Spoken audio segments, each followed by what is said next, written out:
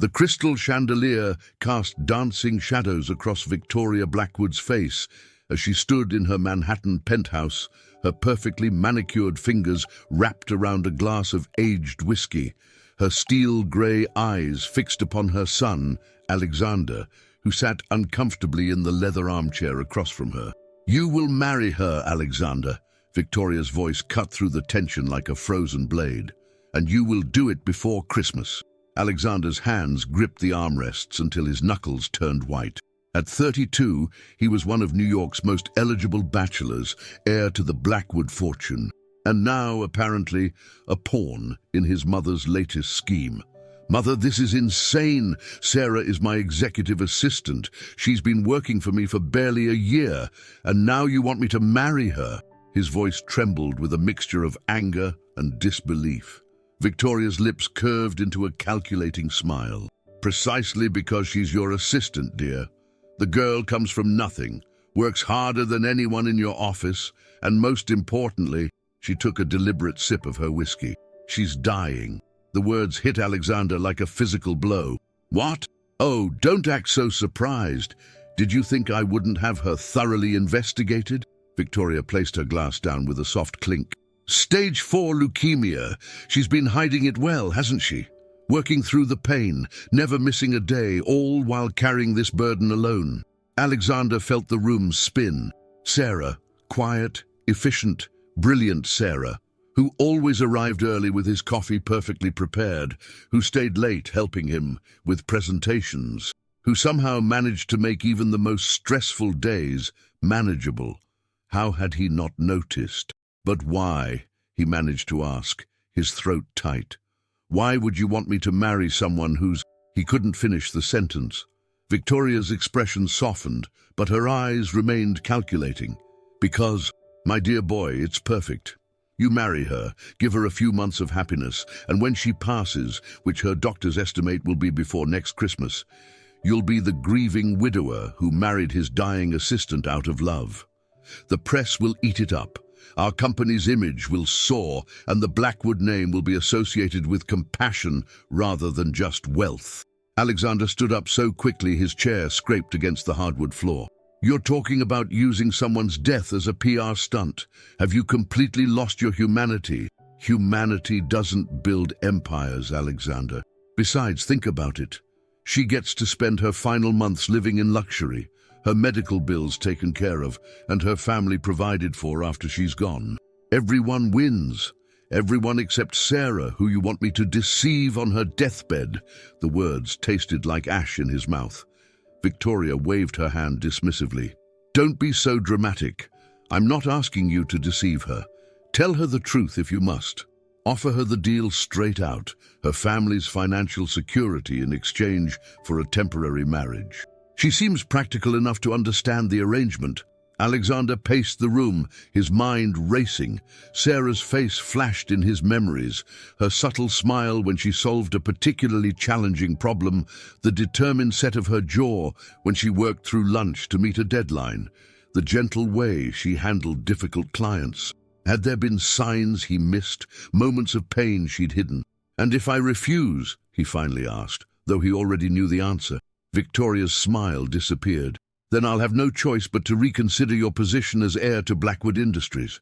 I'm sure your cousin Richard would be more than willing to make the necessary sacrifices for the family's future."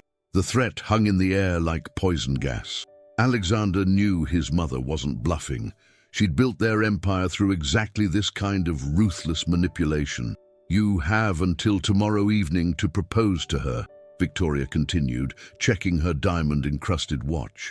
"I've already had the PR team draft the announcement. Oh, and Alexander," she caught his eye as he reached for the door. "Make it convincing. The girl may be dying, but she's not stupid." Alexander walked out of his mother's penthouse into the bitter December air, his mind a tornado of thoughts.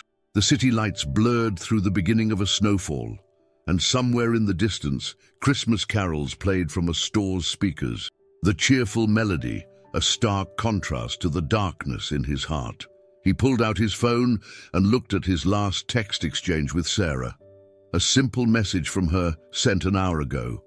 Documents for tomorrow's meeting are prepared. Everything's ready for your review.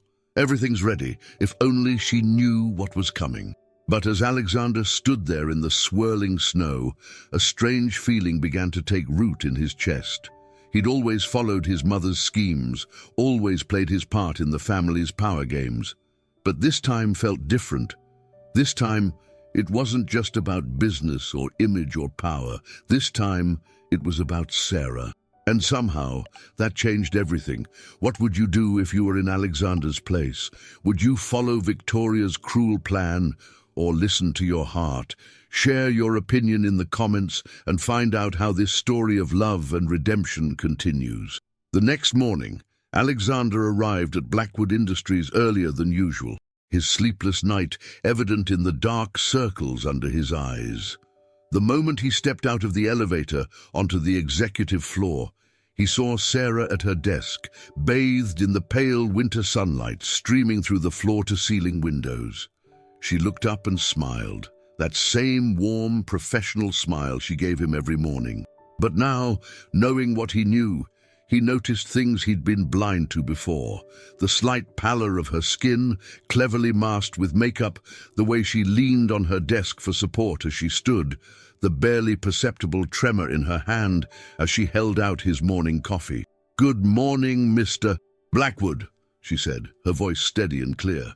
"The Henderson contract is ready for your signature, and I've rescheduled the board meeting to accommodate your mother's request for a press conference next week."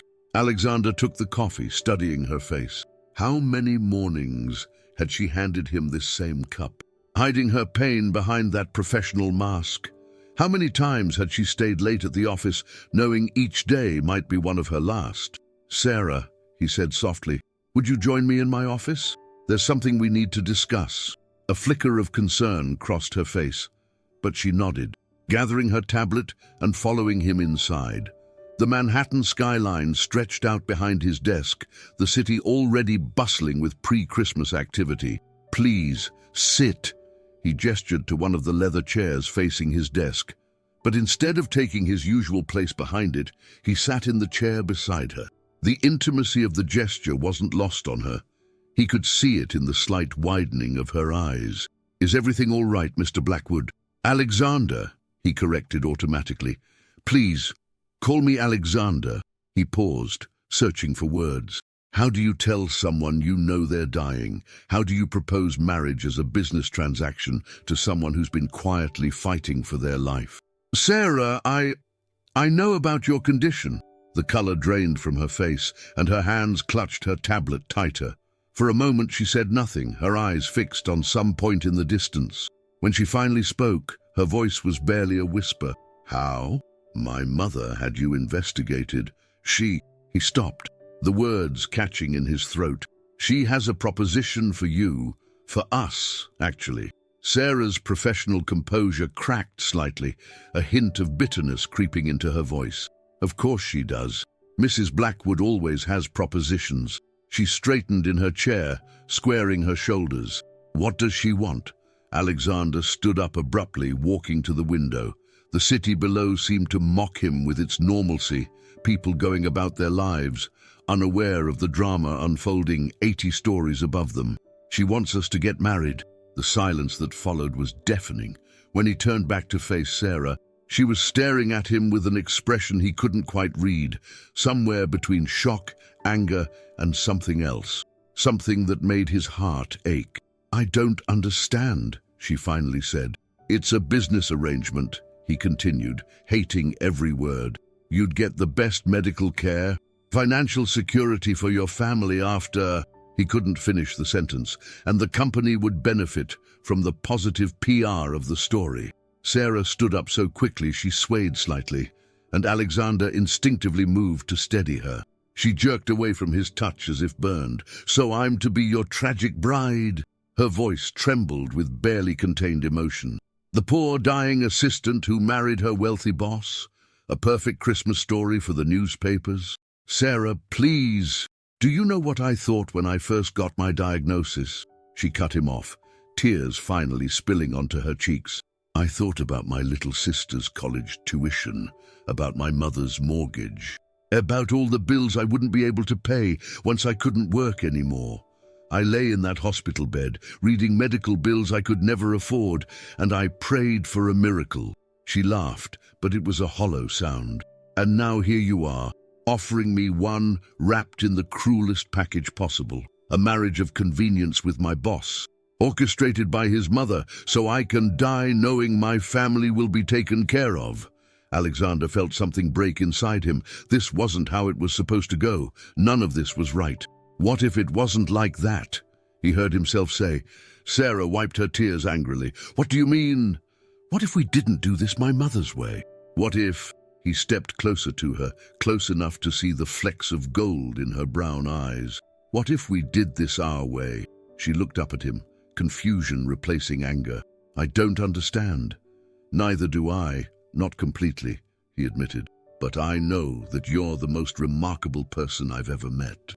You've been fighting this battle alone, carrying this weight by yourself, and still managing to be extraordinary at everything you do. You make everyone around you better. You make me better. And maybe this doesn't have to be just a business arrangement. Sarah's breath caught. Alexander, don't say things you don't mean just to make this easier. I'm not, he insisted, surprising himself with how true it felt.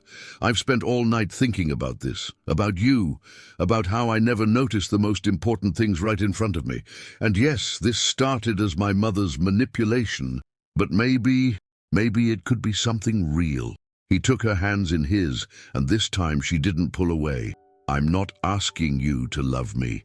I'm not even asking you to like me. I'm asking you to let me be there for you, to fight this battle with you, to give us both a chance at something neither of us expected. The office fell silent, except for the faint hum of the heating system and the muffled sounds of the city below. Sarah looked down at their joined hands, then back up at his face, searching for something. Your mother will never accept this, a real marriage instead of her carefully orchestrated PR stunt. Alexander smiled, and for the first time since his mother's revelation, it felt genuine. Then maybe it's time someone surprised Victoria Blackwood for a change. Little did either of them know. At that very moment, Victoria Blackwood was about to learn that even the most carefully laid plans can be derailed by something as simple and powerful as an unexpected change of heart. Do you believe true love can arise from unexpected circumstances? If this story is touching your heart, give it a like so more people can discover that miracles sometimes do exist. Victoria Blackwood's annual Christmas charity gala was in full swing at the Plaza Hotel's grand ballroom.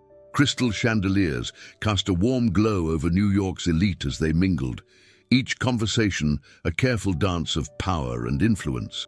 Victoria stood at the center of it all, resplendent in a crimson designer gown, orchestrating her social empire with practiced precision. When Alexander arrived with Sarah on his arm, the room's atmosphere shifted subtly. Whispers rippled through the crowd like waves. Sarah wore a simple but elegant blue evening dress, nothing like the usual designer fashions that dominated these events. Yet there was something about her presence, a quiet dignity that drew attention. "Darling," Victoria's voice carried across the room as she approached them. Her smile sharp as a razor. "I see you've brought Sarah as your date." The pause before the last word was deliberate, calculated to make Sarah feel out of place. "Actually, Mother," Alexander's voice was firm, his hand tightening protectively around Sarah's waist, "I've brought her as my fiancée." Victoria's smile didn't waver, but her eyes hardened. "How wonderful, though I must say, I expected a more private announcement." "I thought you wanted publicity," Alexander challenged. "Isn't that what this was all about?"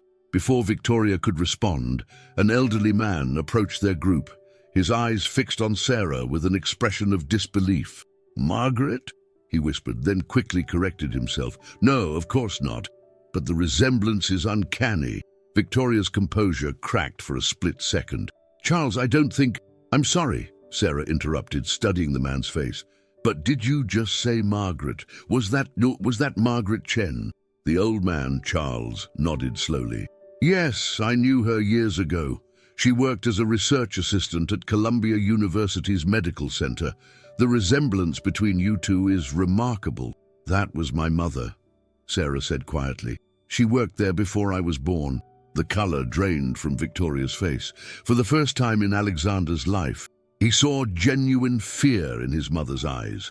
Charles looked between Victoria and Sarah, realization dawning on his face. My God, Victoria, you didn't know all these years and you never knew?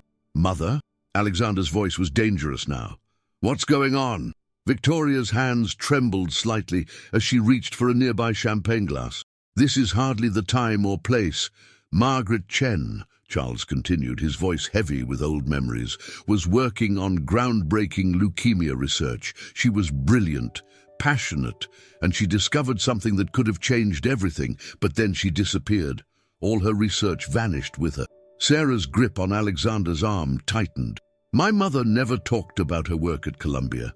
She changed careers after she met my father, became a high school science teacher instead, because she was forced to, Charles said, his eyes fixed on Victoria. Weren't you behind that, Victoria? Your first major acquisition for Blackwood Industries was a pharmaceutical company developing cancer treatments. A company that would have lost millions if Margaret's research had gone public. The pieces started falling into place in Alexander's mind. Mother, what did you do? Victoria straightened her spine. Years of practiced control reasserting themselves. What I had to do to protect our family's interests. Margaret Chen's research would have destroyed our company before it began. I made sure she understood the consequences of pursuing her work. You threatened her. Sarah's voice was barely a whisper. That's why she always told me to be careful around powerful people. Why she made me promise to always stand up for what's right, no matter the cost. And now her daughter has the same disease her research might have helped cure, Charles said sadly. The irony is almost too cruel. Alexander felt as though the floor was tilting beneath his feet. You knew, he said to his mother. When you investigated Sarah, you must have realized who she was. This whole marriage scheme, it wasn't about PR at all, was it? It was about controlling the situation, making sure Sarah's connection to Margaret Chen never came to light. Victoria's silence was all the confirmation they needed. But you miscalculated, Sarah said, her voice growing stronger. My mother didn't destroy all her research. She encoded it in a series of notebooks. Notebooks she gave me when I was diagnosed. I never understood the significance until now. The champagne glass slipped from Victoria's fingers, shattering on the marble floor. The sound seemed to echo through the suddenly silent ballroom. Those notebooks, Victoria's voice was hoarse.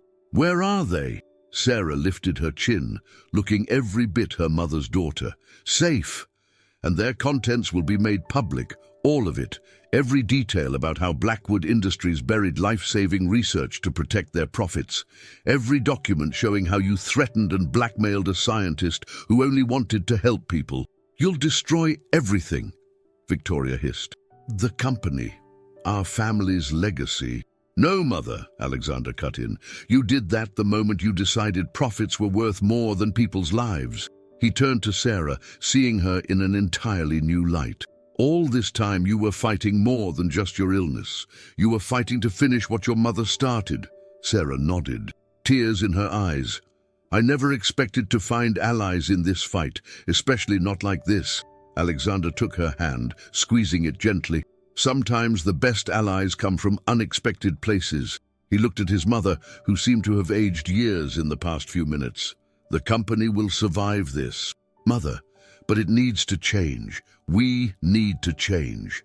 The whispers had grown louder now. Phones were being pulled out, and Victoria Blackwood, the queen of Manhattan society, stood frozen, watching as decades of carefully guarded secrets began to unravel in front of New York's elite. But for Alexander and Sarah, this was just the beginning. As snow began to fall outside the plaza's windows, they shared a look of understanding. Their story had started as a scheme, transformed into something real, and now held the potential to right a decades-old wrong. The truth about Victoria Blackwood and Margaret Chen will leave you breathless. Subscribe now so you don't miss the next chapter where we discover just how far a mother will go to preserve her empire. The days following the Christmas gala passed in a whirlwind of chaos. Victoria Blackwood had retreated to her penthouse, but her influence could be felt everywhere. Board members suddenly became unreachable. Longtime allies disappeared, and mysterious articles began appearing in business journals, questioning Blackwood Industries' stability.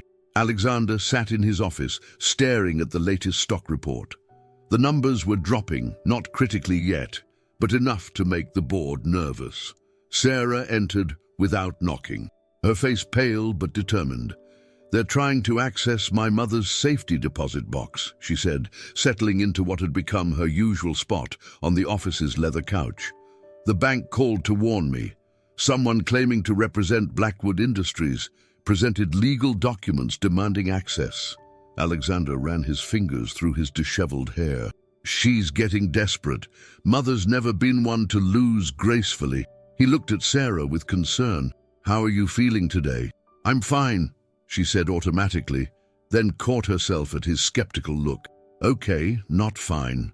The new treatment is challenging, but Dr. Patterson says the preliminary results are promising. My mother's research..." She paused, collecting herself. It's like she knew, somehow, the treatment protocols in her notes. They're decades ahead of their time. Alexander moved to sit beside her, taking her hand. The past week had changed their relationship in ways neither of them had expected. What had started as his mother's manipulative scheme had evolved into something genuine, born of shared purpose and growing trust. "Sarah, there's something else you should know," he said quietly. "I've been doing some digging of my own, about my father's death." Sarah turned to face him fully. Everyone knew the story of Richard Blackwood's fatal heart attack 15 years ago. It had made headlines across the country. "I found some old correspondence between my father and your mother," Alexander continued. "They were in contact shortly before he died. It seems he wanted to reopen her research program, to make things right." Sarah's eyes widened. "I think my mother's ambition didn't stop at threatening your mother," he said grimly. "I think my father's death wasn't as natural as everyone believed." The office door burst open before Sarah could respond. James Chen, Sarah's father, rushed in, his usually calm demeanor shattered. "Someone broke into our house," he said breathlessly. "They took everything, all the old papers, Margaret's notebooks, everything." Sarah stood up too quickly, swaying slightly. Alexander steadied her as she asked, "The originals? But we have copies." "All the backup drives are gone too," James said, slumping into a chair. "It's like they knew exactly what they were looking for and where to find it." Alexander's phone buzzed, a message from the board secretary. His blood ran cold as he read it. "Emergency board meeting in an hour," he announced. "Mother's making her move. She's calling for a vote of no confidence." Sarah's hand tightened in his. "She's trying to take control of everything at once. The research, the company, our lives," Alexander finished. He stood up, decision made. "But she's forgetting something important, something she taught me herself. Always have a backup plan." He walked to his desk and pressed a hidden button underneath. A small safe swung open behind a painting. "The night of the gala," he explained, pulling out a thick envelope. "I knew Mother would never let this go easily, so I had copies made of everything. Your mother's research, my father's correspondence, all of it. And I sent them to every major news outlet in the country, with instructions to publish if anything happened to any of us." James Chen leaned forward. "You're bluffing." "No," Alexander smiled grimly. "For once in my life, I'm playing it completely straight. Mother taught me to always hold the strongest cards. She just never expected me to use them against her." Sarah's phone rang. The hospital. Her face went through a series of emotions as she listened. "That was Dr. Patterson," she said after hanging up. "The latest test results. The treatment's working. Better than anyone expected. He says," she took a shaky breath, "he says, I might beat this." Alexander felt his heart soar, but before he could respond, his private elevator chimed. The doors opened to reveal Victoria Blackwood. She looked immaculate as always, but there was something different in her bearing. a dangerous edge that Alexander had never seen before. "I thought I'd find you all here," she said, stepping into the office, "having a little strategy session." "How charming," she held up her phone. "The board is waiting, Alexander, and after I'm done, you'll learn what happens to children who disappoint their mothers." "It's over, Mother," Alexander said firmly. "We have everything. Father's letters, Sarah's mother's research, proof of your involvement in suppressing medical breakthroughs that could have saved countless lives. Walk away now and we can still salvage something from this." Victoria's laugh was cold. "Salvage? Oh, my dear boy, you still don't understand, do you? Everything I did for this company, for our legacy. And you want to throw it all away for what? Love?" She spat the word like it was poison. "Your father had the same foolish notions. Look where that got him." The admission hung in the air like a thundercloud. Sarah gasped softly, and James Chen stood up, positioning himself between Victoria and his daughter. "You killed your own husband," Alexander said, his voice barely controlled, "because he wanted to do the right thing." "I protected our interests," Victoria corrected, "just like I'm about to do now." She reached into her purse. The security alarm chose that moment to blare through the building speakers. Victoria's hand froze. "That would be the FBI," Alexander said calmly. "Alexander, it seems someone anonymously provided them with evidence of corporate espionage, blackmail, and," he paused meaningfully, "murder." Victoria's composure cracked just for a moment, but it was enough. They all saw the fear flash across her face before she masked it. "You wouldn't," she whispered. "You wouldn't destroy your own family." "No, Mother," Alexander said, moving to stand beside Sarah and her father. "You did that yourself, years ago. I'm just finally choosing which family I want to be part of." The sound of heavy footsteps in the hallway grew louder. Victoria looked from face to face, seeing no allies, no escape routes. For the first time in her life, Victoria Blackwood had completely lost control. And as federal agents flooded into the office, Alexander held Sarah close, knowing that their story was far from over. But at least now, they would write it together. Power and ambition versus love and truth. Can Alexander and Sarah stand up to Victoria? If you want to see how this incredible story ends, turn on notifications so you don't miss the finale that will change everything. 1 year later, snow fell softly on Manhattan's streets as Christmas lights twinkled in every window. The Blackwood Industries building, once a monument to corporate power, had transformed both inside and out. Where stark minimalism once ruled, warmth now permeated every floor.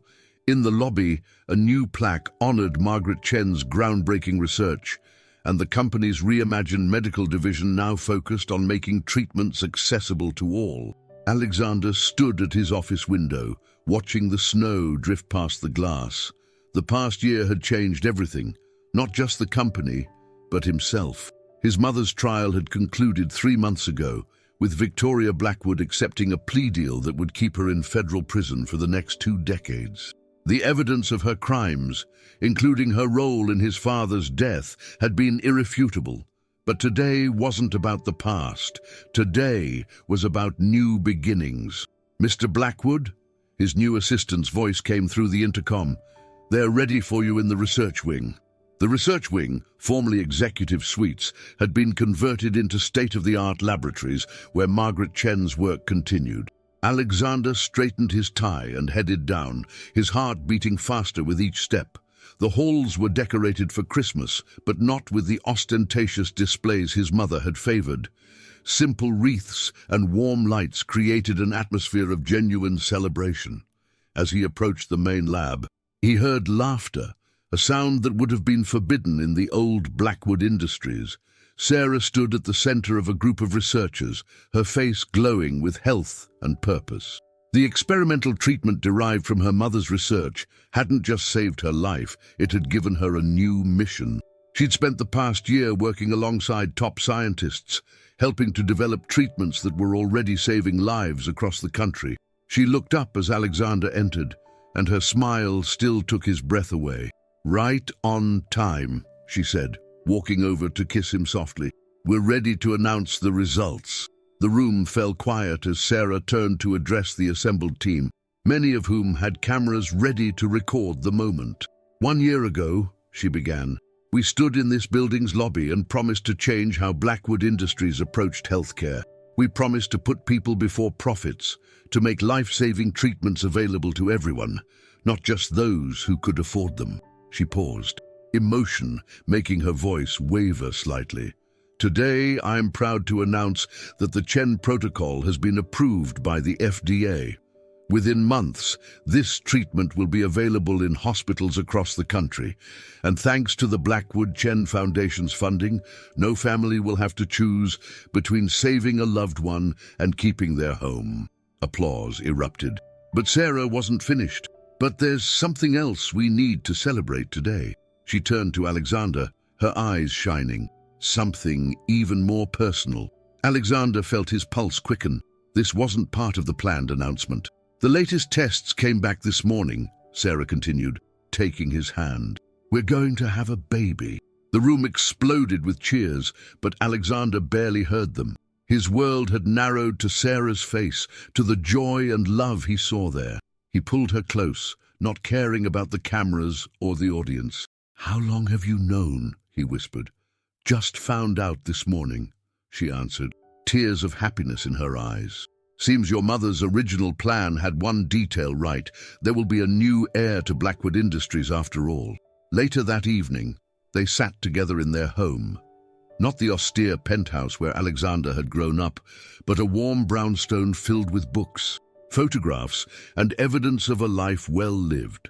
Sarah's father, James, was there, along with many of their closest friends, celebrating not just the medical breakthrough or the pregnancy, but the journey that had brought them all together. I got a letter from your mother today, Sarah said quietly, when they had a moment alone. She wrote it from prison. Alexander tensed slightly. What did she say? Sarah pulled the letter from her pocket. She asked for forgiveness. Not expecting to receive it, she said, but needing to ask anyway. She wrote about watching us on the news, seeing how we've changed the company, how we've helped people. She said, Sarah's voice caught. She said she finally understands what your father tried to tell her all those years ago, that true legacy isn't about power or money, but about the lives you touch and the good you leave behind. Alexander sat in silence, processing this. The anger he'd carried toward his mother had gradually been replaced by something else. Not forgiveness exactly, but understanding. She had been trapped in her own prison long before the trial, locked in a cycle of power and control that had destroyed everything she claimed to protect. There's more, Sarah continued. She included this. She handed him an old photograph he'd never seen before, his father and Margaret Chen standing in a laboratory, both smiling at the camera. On the back was written, "The day we decided to change the world. Maybe some dreams take 2 generations to come true." James Chen joined them. Chen, placing a hand on each of their shoulders. "Margaret would be so proud," he said softly. "Not just of the research, but of who you've both become. Sometimes the greatest miracles aren't the ones we create in laboratories, but the ones we create in our hearts." As the evening wound down and their guests departed, Alexander and Sarah stood in their living room, watching the snow fall outside.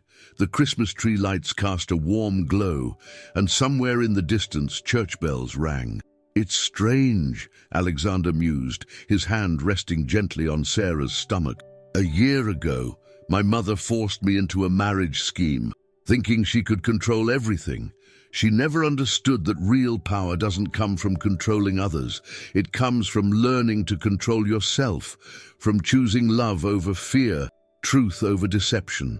Sarah leaned back against him. "We could have ended up bitter, you know, after everything your mother did to my family. Everything she tried to do to us, but then we would have just been continuing her legacy of hurt. Instead, we chose to heal," Alexander finished. "Not just ourselves, but others too." He turned her gently to face him.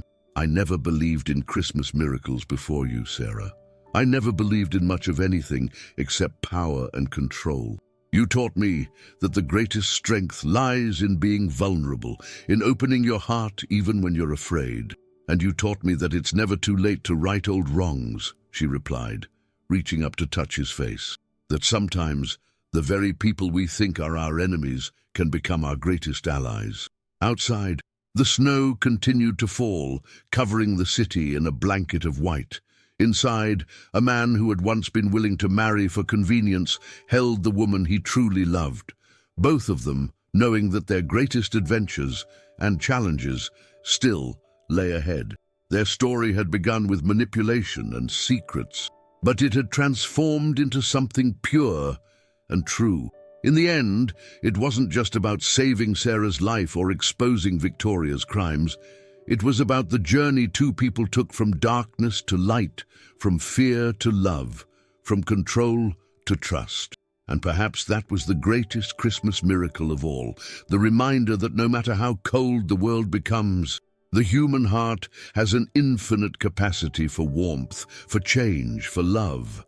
That sometimes the most precious gifts come wrapped in the most unexpected packages, and that true power lies not in controlling others, but in having the courage to let love transform you completely.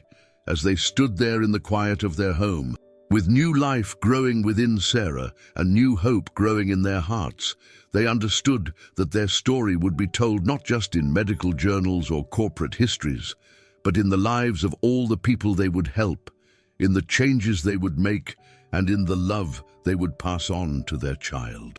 For in the end, that was the truest measure of success. Not the wealth you accumulate or the power you wield, but the lives you touch and the love you share.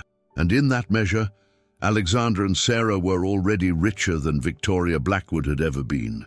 The legacy they would build together would not be one of fear and control, but of hope and healing. And that was a Christmas miracle worth believing in. What would you have done if you were in Victoria's place when she discovered that true love was transforming her plans? Do you think money and power can buy happiness?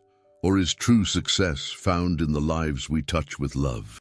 If this story made you feel that miracles exist, give it a like and share it with someone special who needs to believe in the power of true love. See that video on the left? I promise it will make you feel the same emotions you just experienced. Sometimes the most powerful stories are the ones that catch us by surprise and change our hearts. By subscribing, you won't just stay tuned for our daily stories that will touch your soul. You'll also help us keep sharing these magical moments that remind us what truly matters in life. Turn on notifications and become part of this family that believes in the power of second chances.